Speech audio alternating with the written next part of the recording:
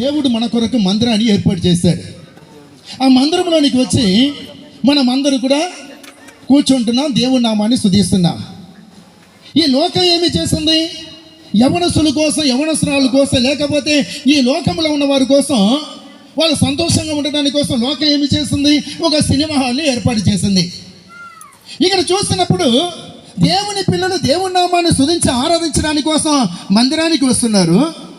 ఈ లోకస్తులు ఆనందించడానికి కోసం, సంతోషించడానికి కోసం సినిమా హాల్కి వెళుతూ ఉంటున్నారు. ప్రియమైన వర్లరా, బైబిల్లో మనం చూస్తూ ఉంటున్నప్పుడు దేవుని మందిరానికి వచ్చిన వాళ్ళు ఈ లోకములో తప్పుడు అలవాట్లకు ఒక ప్రియమైన వ్యసనానికి లోబడి ఉంటున్నారు కదా, వారికంటే దేవుని పిల్లలు ఆరోగ్యకరంగా ఉండటం మన కళ్ళారా మనం చూస్తూ ఉంటున్నాం. దేవునికి స్తోత్రం.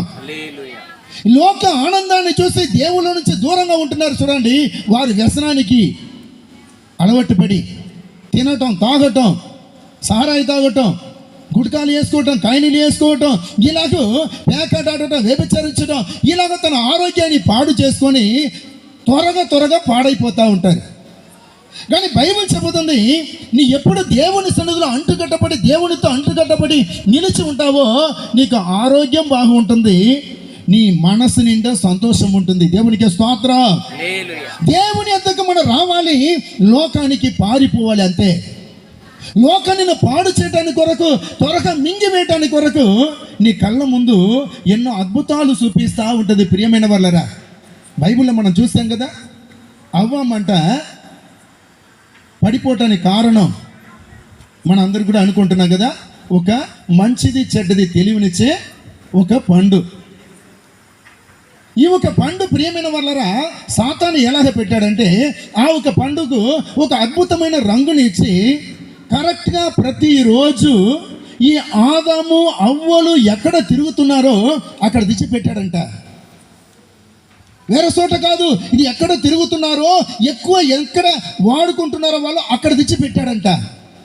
ఈ అవ్వమ్మ ఆదాం ఇద్దరు కూడా పోయేటప్పుడు ఆదాం కూడా చూస్తాడు, కానీ ఆయన దేవుని పోలిక మనిషి కాబట్టి దేవుని శుభం ఆయన దగ్గర ఉంటుంది.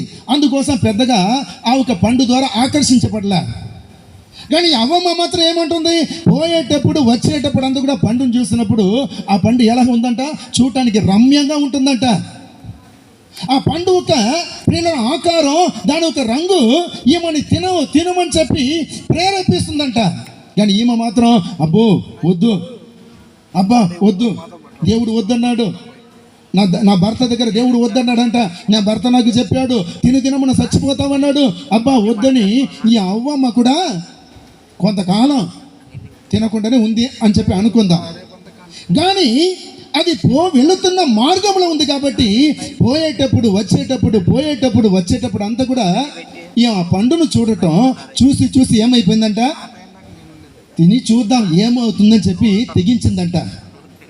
ఈ సమయంలో కూడా ప్రియమైన వాళ్ళరా, దేవుడు ఆయన పిల్లలైన మనలందరినీ కూడా రక్షించి సరైన మార్గంలో ఉండాలని దేవుడు ఆశపడుతున్నాడు.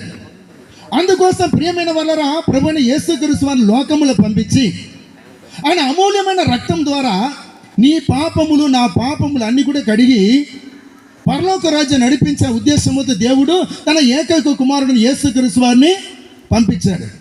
కానీ లోకం ఏమి చెబుతుంది, యేసే లేదు, బూసే లేడు. ఈ క్రైస్తవులందరూ కూడా దేవుని సేవకులందరూ మాట్లాడేదంతా కూడా ఉట్టి అబద్ధం, నా దగ్గరికి రా,